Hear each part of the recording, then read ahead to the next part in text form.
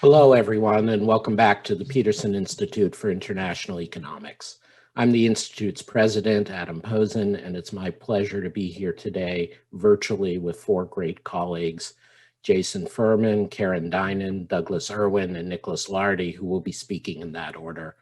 We're here today as part of the Rebuilding the Global Economy project, a major initiative by the Peterson Institute, just in time for not just a new U.S. administration or a new term of an old administration, depending what happens, but in time for the stock taking going on around the world of how to open the world economy when the U.S. has behaved as it has for the last 4 years, but also equally importantly, if not more so, when we are all facing the vulnerabilities that came out of the pandemic. Before introducing my colleagues who will be speaking today about memos to the White House, that is to the National Economic Council, the CEA, the Council of Economic Advisors, the Office of Manufacturing and Trade Policy about industrial policy, and the U.S. China Strategic Dialogue, please let me say just a couple words about the Rebuilding Project. We're very excited about this, and it's open to everyone in the sense that we wish to engage, and all of our publications and events are online. The world has been moving backwards since roughly 2008, both in terms of economic outcomes for humans and also in terms of international integration. They come from different causes to some degree, but they reinforce each other. We went through decades in which they went hand in hand. The greater international integration went with greater peace and prosperity for the bulk of the world's population. That has not gone well since the global financial crisis, and of course the pandemic has intensified those actions. So the real risks that we all face, climate change, technological slowdown, gender and racial-based oppression, digital disinformation and the loss of privacy, and the recurrence of pandemics, are all rising in a world in which these are global threats faced by all humans. They are economic threats because our economic policy choices and our economic incentives and activities affect how badly they hit us.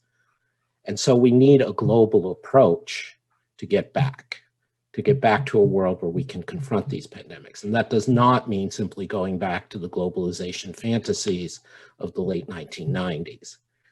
We have chosen the word rebuilding as the apt verb. We need to assess what is going on in the world economy, what parts of it are salvageable, what parts of it are essential, and what parts of it can be restored.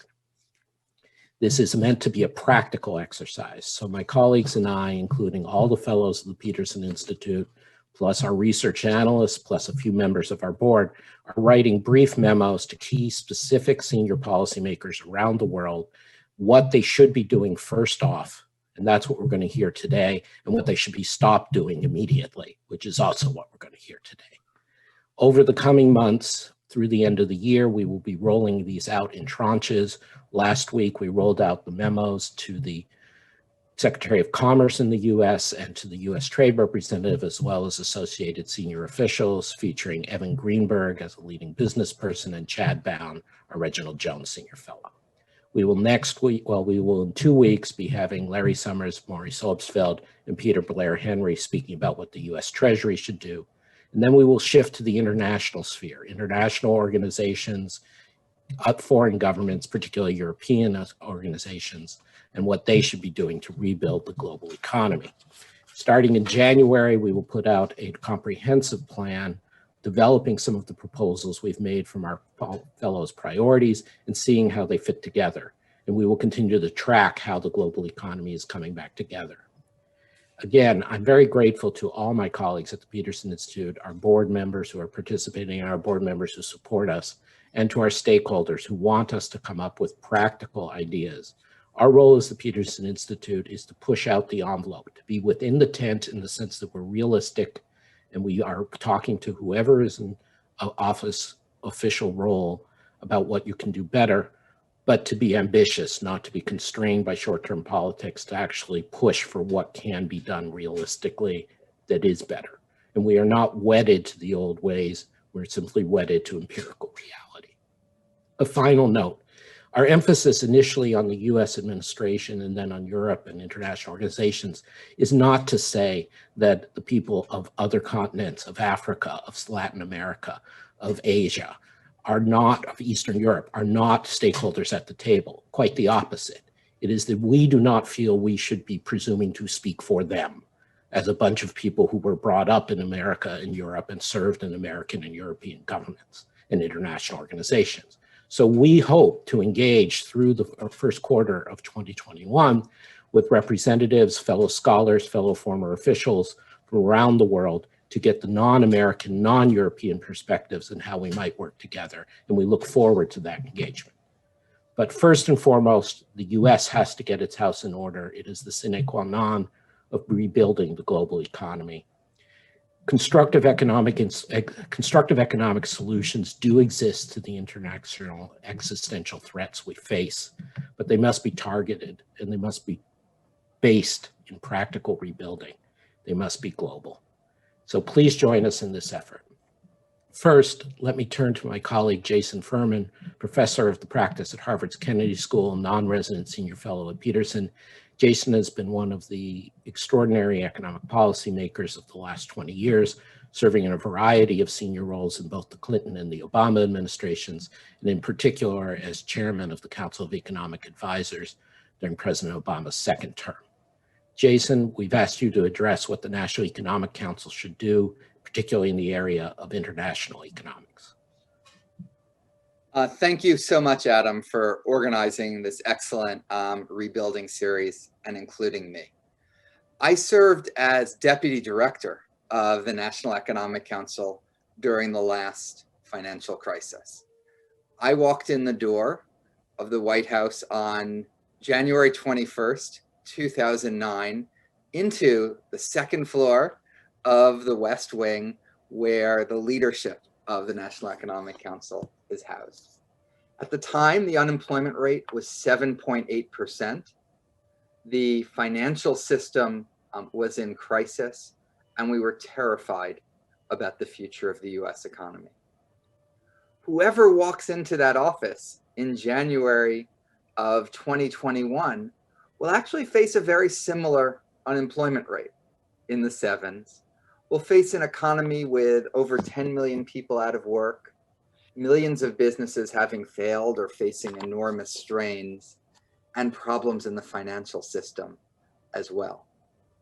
But in three important respects, the National Economic Council director will be in a different position than we were in January 2009.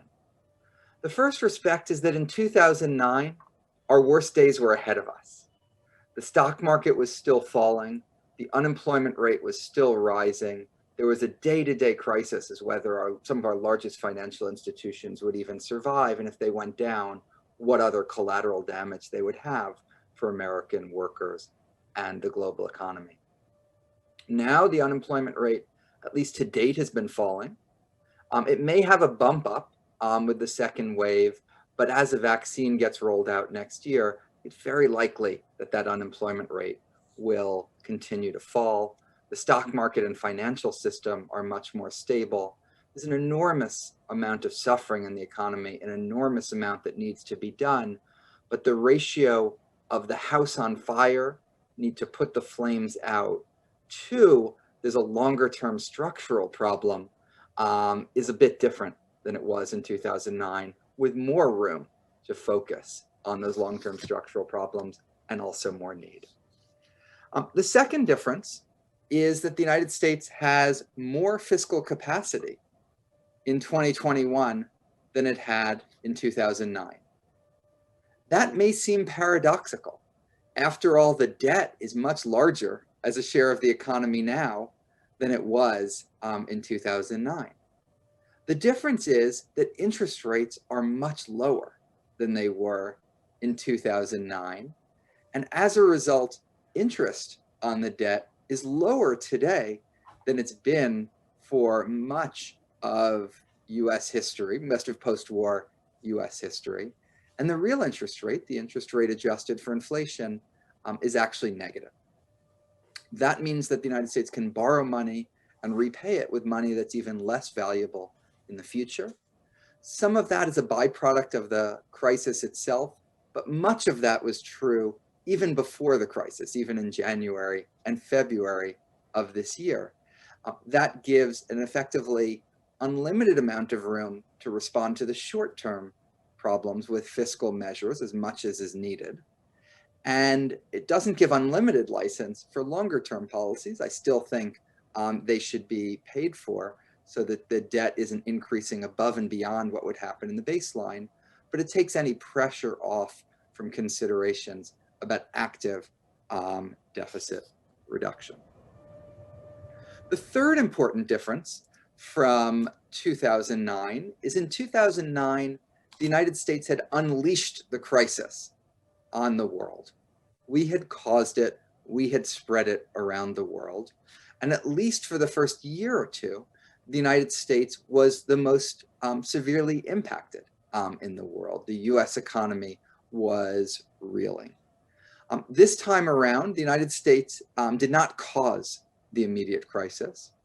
Moreover, in part because of the very large initial fiscal response, one that tragically has not been followed through on and been allowed to lapse, but the initial was so large, the monetary response was so quick, effective, and decisive that the US economy has actually suffered less than many other economies around the world, especially in Europe. So that puts the United States in a better position to help lead a rebuilding of the global economy. That rebuilding of the global economy is absolutely necessary. If Americans were immune to the virus that causes COVID-19, but that virus had ravaged the rest of the world the way that it has, we still would have likely had a recession in the United States just from the global shock that COVID-19 is causing. The United States playing a role in helping to rebuild the global economy is important for the sake of the global economy. It's also important for the sake of the US economy. So far, some of the other shoes have not dropped. In March, as capital flowed out of emerging markets, it was terrifying that we might have a wave of emerging market debt crises. Today, that looks a little bit less likely, but I don't think we're out of the woods on it. And the United States will be in a better position economically to show leadership. I should say, as a side note, China's economy has fared obviously even better than the United States because it's done a better job getting its virus under control. But you haven't seen China taking some of the steps towards global economic leadership, like bilateral debt forgiveness, leading the G20, and the like. Really, the United States is the only country that can do that. It hasn't done it to date. The immediate priority for the National Economic Council, for the White House, for the entire government is going to be the economic recovery. Karen Dinan will be talking about that, so I won't talk about it in any detail, except to say a very brief plug that whatever is done should not just last for 1 year. It should last as long as it's needed. One of the lessons I take from the financial crisis was it's not just that you need a response to be large, you need a response to be long. The CARES Act, for example, was very large, but it only lasted about 4 months. We need to make sure the next approach lasts as long as needed, including with triggers that link it to the unemployment rate as long as it's elevated, assistance would be delivered. Some of the structural parts of the rebuilding will include elements, all of which have an important international dimension as well. The first that I'd highlight is investment in children. Is really important in its own right, but it also is absolutely necessary to give America the security and confidence to participate in greater global integration and a greater US role in the world. This is obviously almost entirely a domestic agenda, but in 2014, the G20 put on the agenda the issue of women's participation in the workforce and got all the G20 countries to set a goal to improve in that dimension. The G20 could similarly help the United States lock in its progress in this area. Reforming the tax code is going to be essential, And one of the most broken parts of it is that the tax code was essentially designed globally to avoid companies being double taxed, paying tax on the same income in two jurisdictions. It was over-designed to do this, and as a result, in many cases, companies are paying no taxes in any jurisdiction.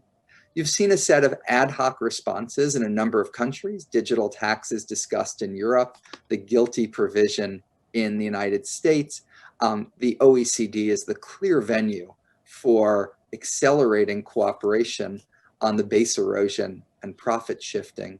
The United States coming to the table by saying, we did some international reforms in 2017, we want to improve on them and work to make it more of a global minimum tax concept would put us in a very good position. Climate change, we all know, is an international issue sine qua non. It's also a critical economic issue.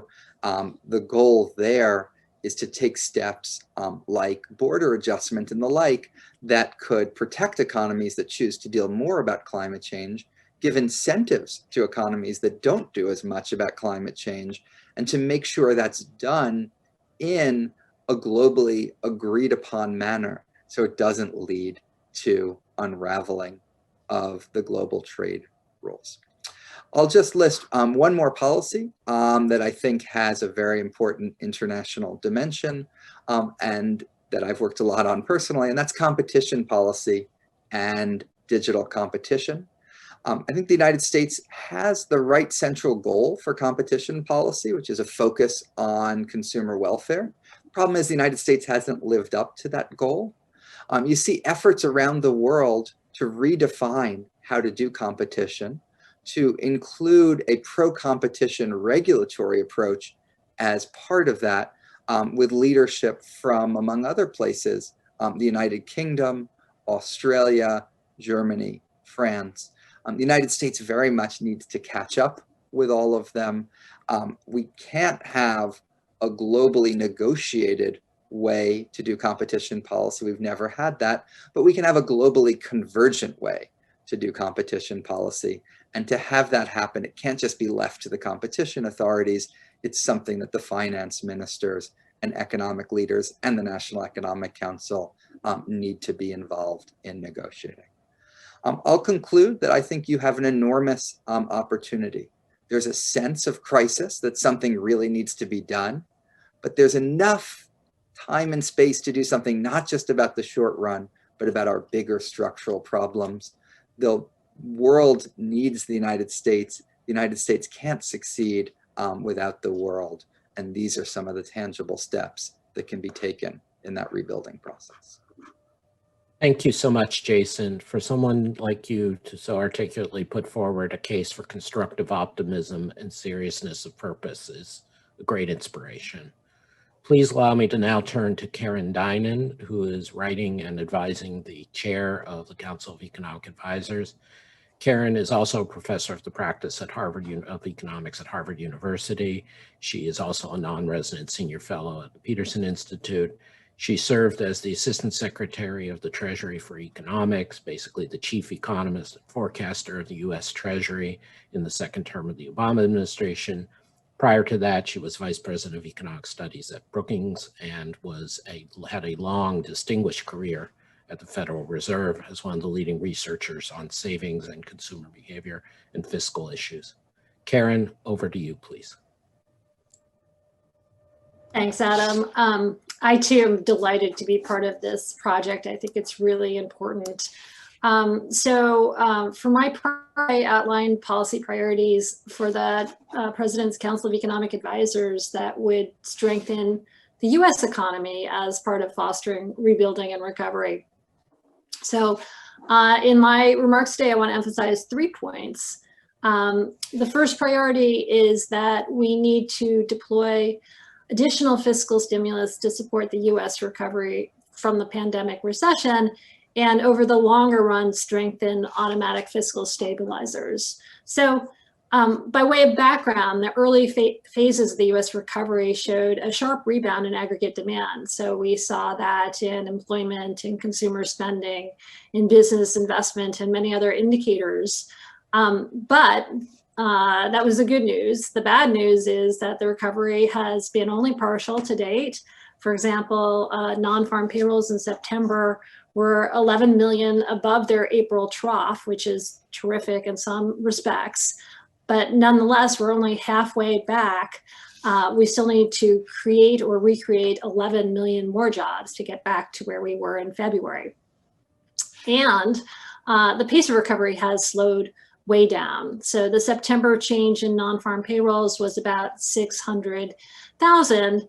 As you can probably calculate in your head, at that rate of increase, it's going to take a very long time to create the millions and millions of jobs we need to get back to full employment. But I don't think that we can even count on this slower pace of improvement continuing. Aggressive countercyclical fiscal policy supported the early stages of the recovery. And as we know, most of those measures were either one-off or they have expired. So at a minimum, to avoid the recovery stalling, I recommend that we pass more funding for states, additional aid for small businesses. We also need to reinstate some supplement to unemployment benefits and extend the period of expanded unemployment eligibility. So that's short-term fiscal policy. Looking at what needs to be done over the longer run, we should recognize that fiscal stimulus during periods of economic weakness, not just this downturn, but in many past downturns in this country and in other countries, has been too small, too short-lived, and too susceptible to short-term political wrangling. So the failure to pass more stimulus in the last 3 months demonstrates this point viscerally. And the fact that monetary policy is likely to be constrained by zero lower bound issues for the foreseeable future means that countercyclical fiscal policy is just going to have to play a much larger role fighting recessions going forward. The point being that we need to expand automatic stabilizers so that countercyclical fiscal policy is not so reliant on discretionary fiscal policy changes. There are a number of good proposals out there for doing so, and this is building off what Jason said, that basically involve being both more generous and in particular linking stimulus to economic conditions. So for example, you could have supplements to food stamps, enhanced unemployment insurance, higher federal Medicaid spending, and lower payroll tax rates all turn on when the unemployment rate reaches a certain threshold and then turn off again when it comes back down. So that's the first priority I have for you. A second and related priority is strengthening U.S. social programs. The consequences of the pandemic for employment, income, and the well-being of American families have highlighted pre-existing weaknesses in U.S. economic and social systems. Coronavirus cases, job losses, and business failures have all occurred disproportionately among people with less income and education and among members of disadvantaged racial minority groups. So in other words, the pandemic has really underscored the need to strengthen the safety net in order to mitigate the disproportionate harms of recessions on more vulnerable groups. It's also important to recognize that strengthening the safety net would yield cyclical benefits more broadly, as it would reduce the likelihood that household balance sheets would be scarred in a way that dampens the pace of recovery and lengthens the time it takes for employment to get back to its full employment level. And that's true, that's going to be true in this recession. It's going to be true in recessions going forward. I also want to emphasize the longer term benefits of more spending on social programs. So there is a growing body of evidence that shows that many of these programs represent crucial investments in people's future lives. Studies have documented, for example, that poor children exposed to Medicaid, food stamps, public housing, and high quality preschool experience more economic security as adults decades later than they otherwise would. So all told, the evidence makes a powerful case for providing more support for programs that benefit poor children and their parents, not just because they relieve hardship in the moment, but because of their longer term benefits. And we should keep in mind that the benefits would accrue to more than those directly affected. These investments would create a more productive workforce, which means higher potential output and higher tax revenues, lower future spending on safety net programs, and fewer funds directed towards crime prevention and incarceration. Creating more economic mobility would also likely strengthen our social fabric, which would be another kind of benefit for everyone, not just those directly affected. While we're on the topic of investment in people, I should also note that we need to do more to broaden access to high quality higher education. Although college pays off well as an investment for most people, even when funded by student loans, we do need to reform the student loan program so that there are fewer cases where the investment turns out to be a poor one. We should also greatly expand Pell Grants to students from low-income families to reduce the need for student loans in the first place. And we should provide more financial support for community colleges, along with broadly reforming the community college system in order to create a stronger set of alternatives to the high-cost, low-value for-profit colleges. The third priority I want to discuss is infrastructure investment. Even once the pandemic recession is behind us, we'll very likely be facing the longer-term challenge of low productivity growth. The investments in people I just discussed will help, but it's also important that we invest in other things, including public structures. So infrastructure investment in the United States now represents a smaller percentage of GDP than in most years of the past half century. And the quality of infrastructure investment is declining relative to that of other countries. In addition to reducing US output and income, an inadequate public capital stock discourages foreign investment and trade in the United States. Of course, it matters how we do infrastructure investment. We need to focus additional spending on projects with high returns. We need to avoid bridges to nowhere.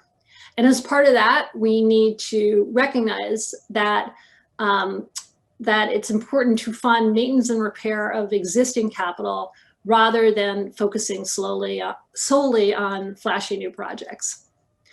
Also, who builds US infrastructure is less important than getting what is needed built and getting value from the dollars that the United States spends. Thus, we should allow for competitive bidding for construction, installation, and maintenance of non-security sensitive parts of US infrastructure, and we should insist that foreign governments allow the same opportunity for US firms. So those are my three priorities. In closing, I want to pick up on what Jason was saying about how to think about the budget. I am not including as a priority reducing federal budget deficits relative to those projected under current law. I agree with Jason that given these historically low interest rates, the accumulation of federal debt is not one of the country's biggest economic challenges right now. Trying to pay for fiscal stimulus in real time would, of course, be counterproductive. I think we all agree on that. But even going beyond that, I think it is sufficient that any increase in discretionary or ongoing federal spending related to these priorities being accompanied by an increase in federal revenues. So thank you for letting me discuss what I think our priorities should be, and I look forward to your questions. Thank you, Karen, and it's great to have the solid interpretation of investments, not just in children, but in human capital, up with investments in infrastructure capital. People pay lip service, but we have to take advantage of the opportunity. One of the hallmarks of the Trump administration in its first and perhaps only term is that it de facto pursued an industrial policy, if not mercantilist-based trade strategy, creating a new Office of Manufacturing and Trade in the White House. We've asked Douglas Irwin to discuss the issues raised by U.S. industrial policy in such an approach. Doug is, I'm sorry, I don't have his name chair right with me, but is a distinguished professor at the Dartmouth College and has served on the CEA as a senior staff economist. He is a non-resident senior fellow at Peterson. He is the author of The Definitive History of American Trade Policy, now in new, very thick and beautiful paperback edition, as well as Free Trade Under Fire and a host of other extremely important books about history and reality in U.S. economic policy. Doug, over to you, please. Thank you, Adam. In 2017, President Trump established the Office of Trade and Manufacturing Policy to advise the president on policies to strengthen US-based manufacturing. This is an important set of issues that the next administration will have to consider as well, and will pose great challenges to policymakers. It might come as a surprise that I suggest that one option would be to abolish this office, and there are several reasons for this. First of all, it's a relatively new office with not an extensive staff. It doesn't have much experience dealing with manufacturing issues. It doesn't have established expertise. It has no formal policy role or an, authority. It has no institutional standing in the government. It's not a creature of Congress. In addition, it duplicates a lot of the expertise that's represented in other agencies, such as the Department of Commerce, Department of Defense, the U.S. Trade Representative's Office. And so it's not clear that that's going to be a center for really understanding and determining policy with respect to manufacturing and trade. Now, to the extent that it can provide a coordinating role across different agencies, it might be useful, but we already have the National Economic Council, which provides that. So it could be that one person within the NEC is deputized to deal with trade and manufacturing issues. Now, regardless of what the next administration chooses to do with respect to this particular office, it's clear that the next administration will have to deal with these issues. They're ongoing and important and a bipartisan concern. Two issues in particular have made this rise to the forefront of the policy agenda. First of all, the pandemic, which has raised public health concerns about the security and viability of domestic manufacturing and global supply chains, and the deteriorating relationship with China, which has also raised concerns about national security and those same supply chains and the desirability of having more manufacturing capacity onshored. Well, once again, these are issues that this office in and of itself really is not very well equipped to deal with. In terms of national defense, there's so many other agencies that have a say in what policy should be regarding industry. That includes Department of Defense, the National Security Council, the Department of Homeland Security. And in terms of the public health and the pandemic, there are once again many other agencies that should have a say on what US policy should be, including the FDA, the NIH, the CDC, and Health and Human Services. So in other words, this office might provide a coordinating role, but really can't itself provide much input, I think, in terms of what US policy should be with respect to national security issues regarding supply chains in China and public health issues regarding supply chains and the pandemic. At the same time, these issues aren't going away and they need to be studied in great detail.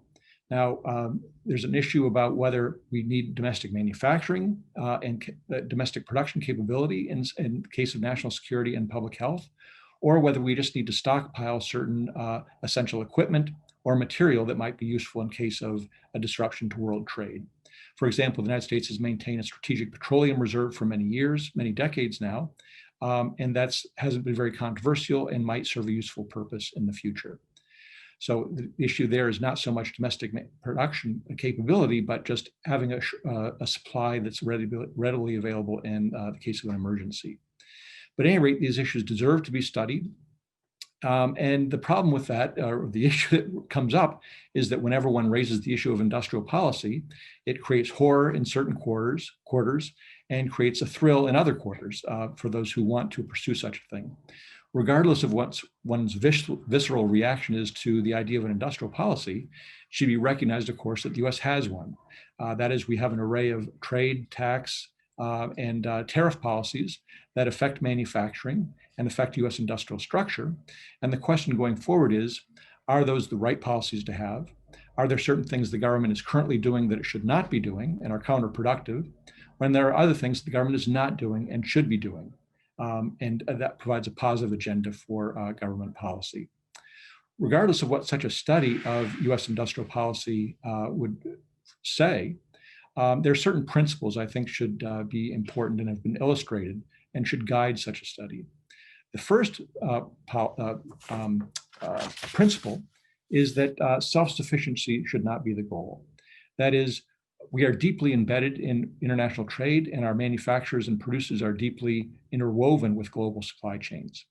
This is a tremendous benefit during normal times. It's also a tremendous benefit during emergencies. Many of our supplies come from allies and friends, and they're just as dependent on us as we are on them. The pandemic, I think, has shown just how important these supply chains are and how they have been relatively robust. I would recommend to you watching an episode of Trade Winds hosted by the PIIE's Annabelle Gonzalez.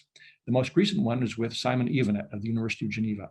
He has a recent important paper showing that concerns about vulnerability or disruption to supply chains has been overstated, and actually things have worked out relatively well even during the recent pandemic. So we should be studying these issues safely, but the goal should not be self-sufficiency. We want to keep trade open. We just want to ensure that it's safe for all Americans. The second principle is that protectionism is a bad industrial policy. So the problem with protectionism is it doesn't distinguish between reliable and unreliable sources of supply. It doesn't distinguish between friendly allies and nations that are potentially hostile to us. And when we impose tariffs or try to protect certain domestic industries, ostensibly on the ground of national security or public health, we end up alienating those precisely those allies who we will need in a future emergency. They tend to retaliate because they're concerned about US action, and that retaliation often hits US manufacturers, precisely the sector that we want to supposedly help promote and preserve jobs. So that doesn't help. A trade war does not help US manufacturing and is not good policy. In particular, when we think of something like the steel industry, a major manufacturing industry that the Trump administration has tried to help, protectionism has backfired in a way. It has helped create some jobs by imposing tariffs on imported steel. It has helped create some jobs in the steel industry. So one estimate says about 26,000, but the same study points out that more than 400,000 jobs in manufacturing have been lost in downstream steel using sectors. When we raise the domestic price of steel, what we're doing is we're raising the cost for many steel using industries. That undermines their competitive position in domestic and foreign markets and hurts their ability to sell. Ford Motor Company, for example, has complained that its cost of production went up by over $1 billion as a result of the steel tariffs. It's also led to the scramble for exemptions from those tariffs. So that raises the issue of political favoritism. Who gets an exemption from the steel tariffs and who does not? It has also led to cascading protection. When one industry is protected, gets high tariffs, then the downstream users also want high tariffs to compensate them for the higher costs. So this protectionism doesn't tend to end, it alienates allies, and doesn't really help the US manufacturing base overall. Economists tend to prefer subsidies, but even there, that raises problems as well. Subsidies can be countervailed by other countries, but subsidies do have a couple of positive attributes. One is they tend to be much more transparent than protection. They tend not to raise prices, or they don't raise prices for downstream users. And they also can be removed precisely because they're transparent. Unlike protectionism, which tends to linger, subsidies can be eliminated when they're found no longer to be necessary. And then the third principle is that we need safeguards to ensure that industrial policy really is used for important national purposes, that we don't use public health and national security as an excuse to protect industries that are politically powerful that really don't contribute to those ends. Here, once again, the steel industry is an important example. The steel industry was protected by ostensibly on grounds of national security, but we produce about 3/4 of the steel we consume. The defense is only requires about 3% of US industrial capacity. And when the Trump administration was considering imposing tariffs on steel, the Department of Defense, led at that time by James Mattis, intervened by saying that there really wasn't a strong national security rationale for those tariffs. So we need safeguards introduced into any process by which we're going to help certain industries, safeguards to ensure that that protection or whatever policy we have doesn't become overly politicized and spent on useless endeavors. So those are three principles. Self-sufficiency should not be the objective. Protectionism is bad industrial policy, and safeguards should be introduced to ensure that truly it is in the national interest to intervene when the government does. Other than that, the next administration will be facing these challenges, and I hope some of these ideas are useful to them. I'm now going to have to in the sense of turning away from Doug, which I regret, but I'm excited to turn to Nicholas Lardy. Nick is the Anthony M. Solomon Senior Fellow at the Peterson Institute, where he has been with us for nearly 20 years after a distinguished career in academia and across the street at Brookings As the Anthony M. Solomon Fellow and as Nick Lardy, he is the leader not only of China studies at our institute, but arguably the leading American-based economic analyst of China in the world. I mean, in the US, and arguably outside China. Two recent books of his are hard-hitting, intellectually sound, and important books. His book from a few years ago, Markets Over Mao, which documents how, as contrast to some of the fantasy theories being put up at the moment, that it was the private sector in China that led to China's growth. And then more recently, The State Strikes Back, a book in which got rave reviews in The Economist and other prominent venues, Foreign Affairs, because it was a no-holds-barred look from someone who's always been honest and willing to say good things about China, about how the state has come back in under President Xi in recent years, reform has gone backward, and the economy is going backward. And importantly, that this does have costs. Now, it is a critical part of the White House mission to staff and appoint the chair of the China-U.S. Strategic Dialogue, whatever it will be renamed. And this dialogue being constructive is critical to the global economy and all of our well-being. So we've asked Nick Lardy to give us his advice to the chair of the U.S. China Economic Dialogue. Nick, over to you. Thank you, Adam. I think the first thing to recognize is that any policy directed towards dealing with the challenge that China represents has to be part of a comprehensive program of U.S. economic renewal that focuses on rebuilding our crumbling infrastructure, rebuilding our support for research and development, which has lagged, federal support in particular, and thirdly, a smarter immigration policy that brings in scientists and technicians that can improve the productivity of the U.S. economy. I think what we've seen in the last few years is a policy that seems designed not to enhance the U.S. economy, but try to slow the rise of China. My view is that slowing China's economic rise is not a viable economic policy in the medium and long run. And I'll come back to that.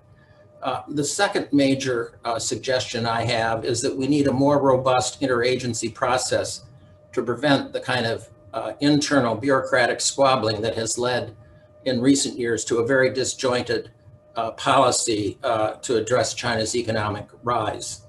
And I think this policy should include a rigorous estimates of the cost to the United States of weaponizing trade policy. By weaponizing trade policy, I mean, for example, tariffs, export controls, and secondary sanctions. Currently, these policies are being weaponized with little or no regard to the cost to US consumers, to US businesses, or to the long-term competitive position of the United States. So I think that's a second major change in the approach we have to have on China. And coming back to why I think China's rise is likely to continue, I think we have to, any process of negotiation with China needs to recognize that given China's relatively low level of per capita output, that there is substantial potential for further economic convergence. And that means that China is likely to continue to grow more rapidly than the United States, and that thus eventually China's economy will surpass that of the United States, at least in terms of overall size. And I think the corollary of that, of course, is that China's global economic role and its influence will continue to expand. And just to enhance and further what Jason said, we certainly see that right now with the COVID pandemic globally. China was the first to get the virus under control. It has had a very strong V-shaped recovery, while the United States and many other countries around the world are struggling with multiple waves of infection, hospitalizations, and deaths. As a result, China will be the only significant economy this year to register positive economic growth. And by 2021, China's economy is likely to be about 10% larger than it was in 2019. And that is a situation that will not be shared by any other or many other advanced economies or any economies around the globe. Some may come close, but I believe we'll see China's likely to be the only economy with a 10% expansion over a 2-year period. China is also outperforming on the trade front. IMF forecasts that global trade will be down 10% this year, while in September, China's exports and imports measured in dollars rose by 10 and 13% respectively. So China is doing well in terms of its economic growth. It's doing very well in terms of its participation in global trade. The final point I would make is that I think a policy of economic decoupling from China is likely to be a high-cost, low-benefit policy for the United States and a non-starter for U.S. allies and partners. As I mentioned, given China's growing weight, I think other countries are unlikely to participate in a U.S.-led decoupling strategy. So decoupling is likely to look something like a unilateral U.S. decoupling from China, resulting in U.S. self-isolation from the most important source of global trade and economic growth.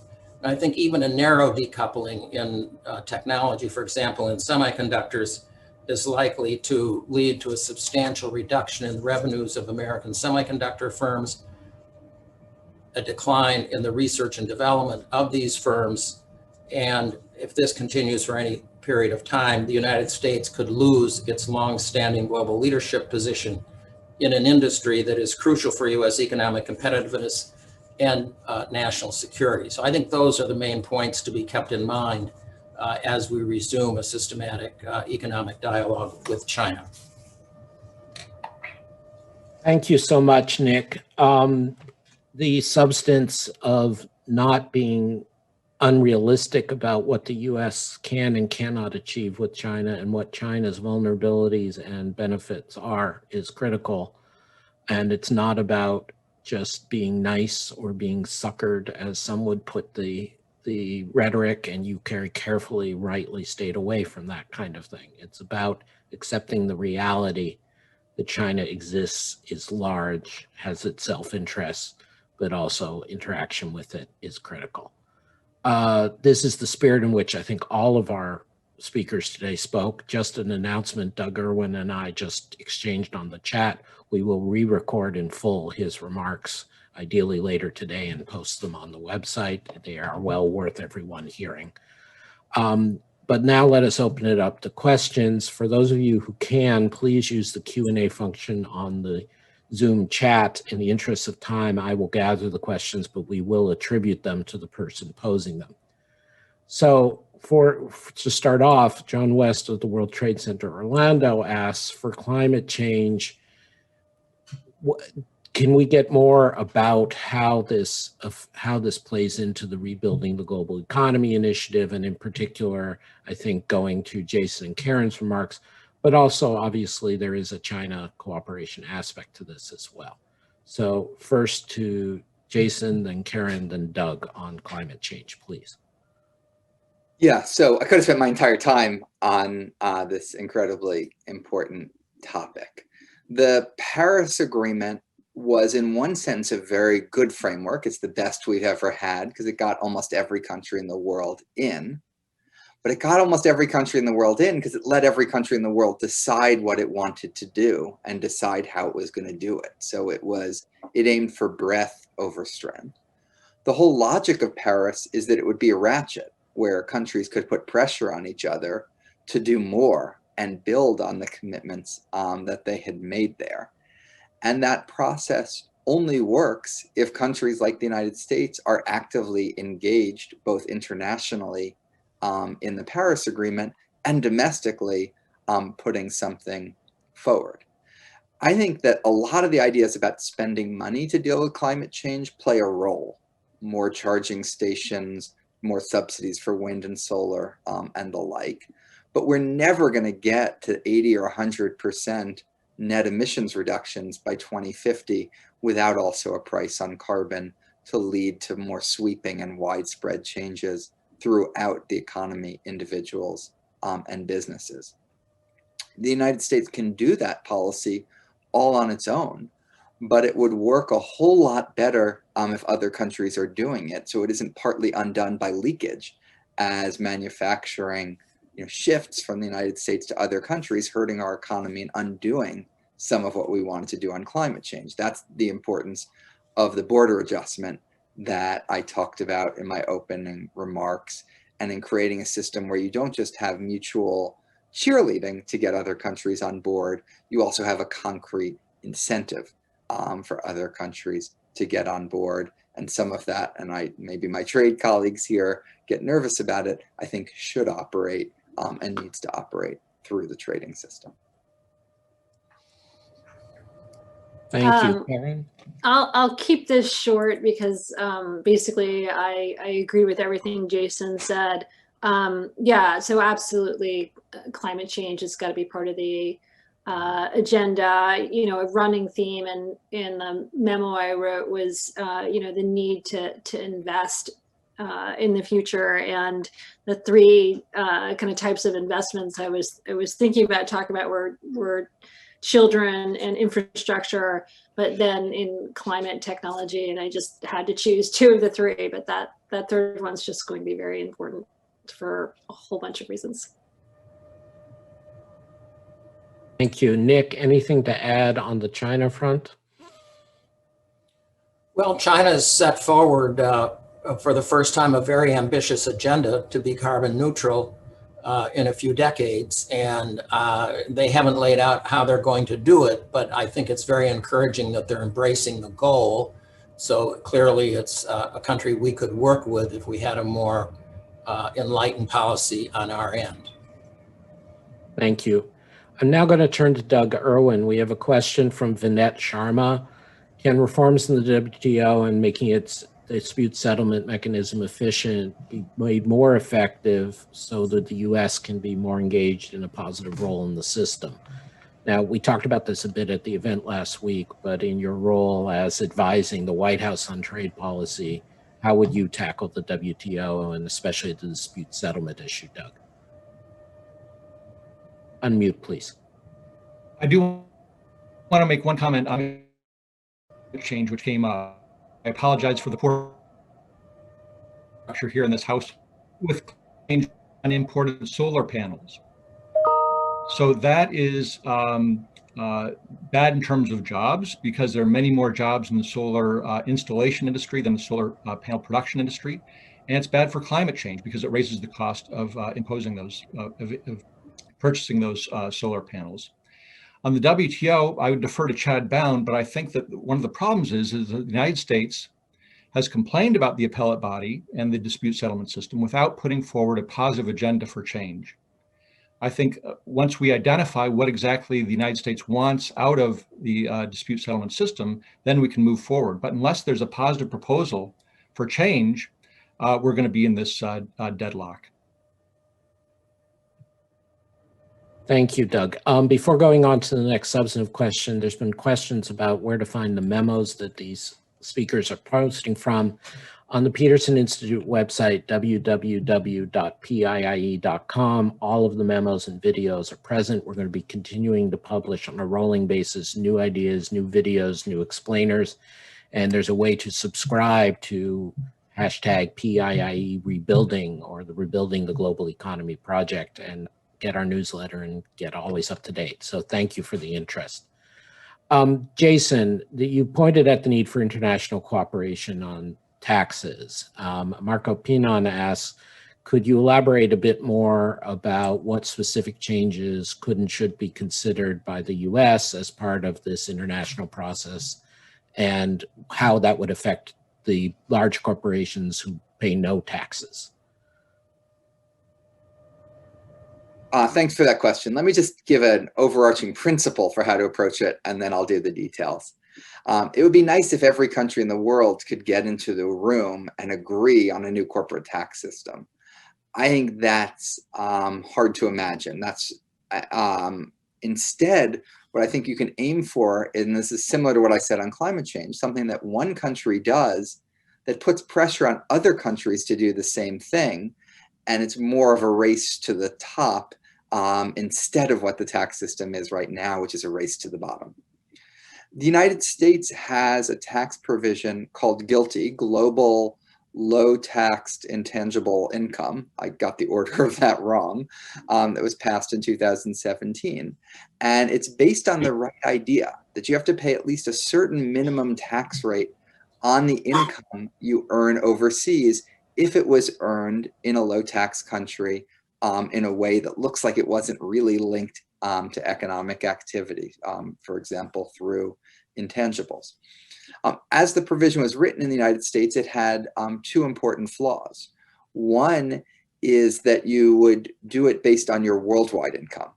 It's really important to do it on your per country income, because when you do it worldwide, you can use investments in one country to offset, another. You can locate a lot of things in, the Cayman Islands and then somehow get out of paying tax with that by doing something somewhere else in the world. If you are in the Cayman, pretending to earn your income in the Cayman Islands, it's really important the minimum tax applies to you. So it's done on a country by country basis. And the second, it could be a higher tax rate. If you did that, it would reduce some of the incentives other countries have to lower their tax rates to attract activity, because that wouldn't benefit American multinationals. Other companies would have an incentive to adopt a similar policy, and it would essentially create a de facto floor on the global corporate tax rate. Thank you, Jason. Karen, Emily Blanchard asks, following up on your critical reminder about the importance of investing in human capital, given that education is almost entirely funded and designed by state and local governments in the U.S., what can the U.S. federal government do to fund greater investment in U.S. human capital? What specifically would you suggest? Sure. So yeah, a lot of education is done at the state and local level, but particularly when you're talking about higher education, there's also a very important federal component. So as I mentioned in my talk, we have this federal student loan program, which is working for many, many people, but not working for everyone. There are reforms that we need to do there. We should also just be thinking about more federal grants to low-income students to support their college education through the Pell Grant program, as opposed to having them take loans in the first place. And then the third thing I would say is community colleges. So the federal government could push a lot more money towards community colleges, which I think it should do.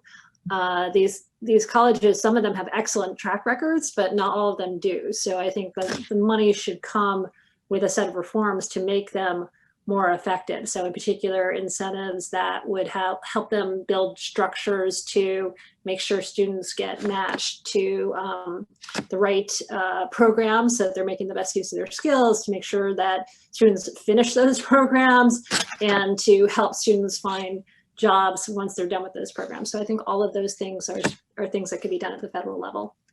Thank you, Karen.